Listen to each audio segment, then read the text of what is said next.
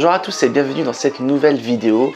Et avant de commencer, je voudrais vous souhaiter à toutes et à tous une merveilleuse année 2020. Je vous souhaite de tout cœur qu'elle soit pleine de projets musicaux et que vous trouverez votre bonheur sur le plan musical et d'ailleurs sur tous les plans que vous voulez. Et je vous souhaite d'avoir une excellente santé, de prendre soin de vous, de profiter de cette année à fond. Voilà, c'était pour commencer l'année, j'ai pas encore eu l'occasion de vous l'exprimer et ça me tenait à cœur. Dans cette nouvelle série de vidéos, j'aimerais mettre plus à l'honneur un style, bon, pour ceux qui me connaissent un petit peu, qui me parle, c'est le blues. Alors le blues, le bon vieux blues rock à la Hendrix, à la Stevie Ray, et j'aimerais essayer de m'axer un peu plus sur ce style. Donc dans cette série, on va déjà commencer par une première problématique que nombre d'entre vous, d'entre nous finalement rencontrons, c'est je joue toujours la même chose, qu'est-ce que je peux faire pour sortir de mes schémas, de mes licks, de mes plans, etc.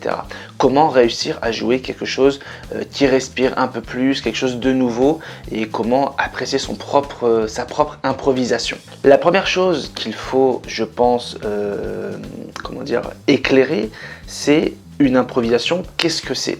Concrètement, quand on fait une impro, qu'est-ce qu'on fait? La guitare, c'est un instrument qui permet une approche très schématique, c'est-à-dire qu'on a les tablatures, les diagrammes d'accords, les schémas de gamme, etc. Il y a des avantages, des inconvénients avec ce type d'approche. Finalement, avec ce genre d'approche, on peut rapidement se mettre à jouer. Donc ça, c'est quand même une plutôt bonne nouvelle, je trouve. À l'inverse, le fait d'avoir une approche schématique de l'instrument nous empêche de bien faire le lien avec l'harmonie et la musique. J'ai beaucoup d'élèves qui arrivent à l'école avec un bagage d'autodidacte bien souvent, où ils ont appris des schémas de gamme, des schémas de peut-être d'arpège, etc. Le problème, c'est quand on joue avec des schémas, on ne comprend pas trop quel sens il faut donner à son jeu. Et c'est bien ce qui se passe finalement pour toutes les personnes qui se posent la question, je joue toujours la même chose, que faire? Quand on joue une improvisation, quand on fait une improvisation, on a deux choses. On a une grille d'accords et on a un tempo. À partir de là, on a un contexte qui est imposé. Et ce qui est important quand on fait une impro, c'est de pouvoir respecter quelques règles du jeu. Autrement, ça va être décousu, ça n'aura aucun sens.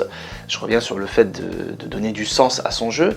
Et ça va être ennuyeux et pour l'auditeur et pour vous. Bon, voilà. À partir du moment où on respecte la tonalité, c'est-à-dire, je prends l'exemple tout bateau, on fait un blues en La. Voilà, si on joue un blues en La, on va jouer pentatonique mineur de La. Bon, on prend l'exemple le plus basique. Pour certaines personnes, ça s'arrête là. Donc on a un truc qui tourne, puis on va jouer des notes comme ça sans trop se poser de questions.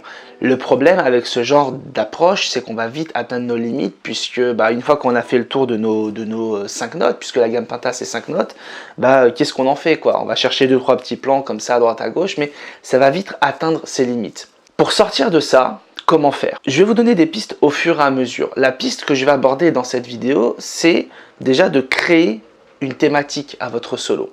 Quand vous jouez, au lieu de jouer les notes comme ça au pif, déjà créer des phrases. Ça c'est la première base à comprendre. Un lick, un plan quoi, quand on improvise, on en fait une succession de plans, on va jouer une phrase. Une phrase c'est un début et une fin. Vous pouvez vraiment comparer ça à un discours finalement. Donc vous jouez une suite de notes, donc un truc un peu bluesy, donc avec des bends, des blue notes et des trucs comme ça. Donc je fais un truc. Voilà, quand je fais ça, déjà ça sonne bluesy. Voilà, j'ai l'idée de la phrase. Alors je suis pas à la note près, je suis pas au triolet près ou à la croche près, etc. L'idée c'est d'avoir la phrase et l'esprit de la phrase, l'esprit du lick. Dans 10 minutes, je l'ai oublié celle-là. Mais l'esprit du truc, ça fait ça. Voilà, j'ai ça. Alors, voilà, je peux m'amuser un petit peu comme je veux. Une fois que j'ai cette première phrase, je vais broder autour de cette phrase. Voilà, par exemple, je l'ai un petit peu, je l'ai un peu nuancé finalement cette même phrase. J'ai utilisé la même phrase, mais nuancée.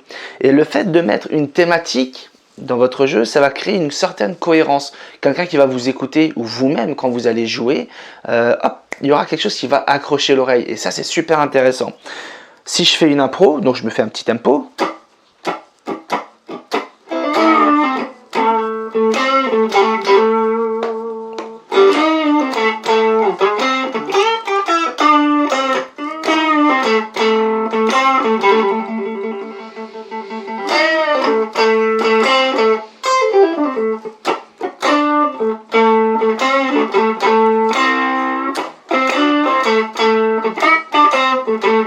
Etc., etc. Et je peux jouer comme ça pendant 1 heure. Ce qui est intéressant, c'est que j'ai créé une thématique, donc ça fait presque un riff finalement, et autour de cette phrase-là, je vais pouvoir broder, broder, broder, ajouter des notes, sortir des notes, faire des effets, etc. Le fait de fonctionner comme ça vous permettra donc de pouvoir créer de la cohérence, donner du sens à votre solo. Finalement, je l'ai joué ici, sans être obligé de connaître tout le manche, sans être obligé de faire l'association des notes, donc le ré il est là, le la il est là, etc.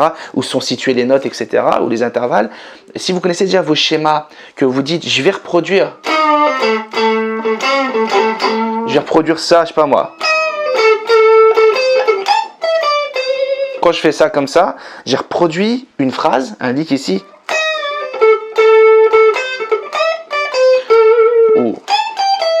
Voilà, je vais faire la phrase. Je reproduis cette même phrase, l'esprit de cette phrase, pardon, ici. Et ça marche très bien.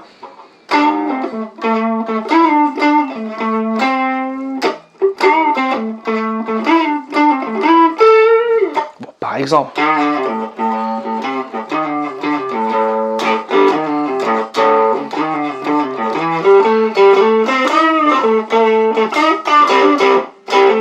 Etc. Et je peux m'amuser comme ça pendant 1 heure. Je reproduis l'esprit de cette phrase-là un peu partout. Alors, le truc, c'est que cette phrase, elle est adaptée à un blues en la. On est d'accord. À un moment donné, l'accord, il passe en ré. Alors, en ré, on fait quoi? Bah, on verra ça plus en détail dans la prochaine vidéo où on parlera des notes cibles. Mais l'idée, c'est, sans se prendre la tête sur le plan un peu, je dirais, intellectuel et théorique, vous pouvez faire confiance à votre oreille. Quand il y a un accord comme ça qui sonne, ou comme ça, laissez-vous guider par votre oreille. Alors, il faut pratiquer évidemment, hein, si vous n'avez pas bouffé de la théorie et étudié la musique, etc., enfin d'étudier des licks ou des solos, vous allez devoir faire confiance à votre oreille et votre expérience. Donc, il va falloir pratiquer. Ce plan, quand je le joue comme ça, il sonne bien sur ça, il sonne bien sur tout, il n'y a pas de souci. Mais il est particulièrement adapté sur cet accord-là, sur le La, quoi, sur le La 7, qui est un accord qui appartient évidemment à notre 12 bar blues en La. Autre accord de la tonalité d'un blues en La, c'est le Ré, le degré 4. Alors lui, si par exemple je fais ça, j'insiste sur cette note-là, j'entends bien que ça va avec l'accord. Une fois encore, on n'intellectualise pas, on ne se dit pas « Ok, là c'est un Ré, donc finalement ça tombe si bien, etc. » On peut tenter des choses. Ça marche très bien. Ça marchera très bien. Ça marchera très bien aussi, etc. Ça marchera très bien pour revenir en La aussi. C'est un petit peu l'idée de cette vidéo, c'est créer un lick, adaptez-le, jouez-le en fait non-stop sur un backing track de blues, vous en avez plein sur YouTube à disposition. Faites tourner un même lick sur les différents accords de votre blues. Alors que ce soit un blues de 12 bar blues, donc un truc à 3 accords, ou un truc plus coloré, hein, une grille d'accords plus colorée, ça marchera aussi, tant qu'on est dans une même tonalité. Et faites confiance à votre oreille. Donc vous avez votre plan, faites confiance à votre oreille et ça marchera très bien. Voilà tout le monde. Je vous laisse là pour cette première vidéo.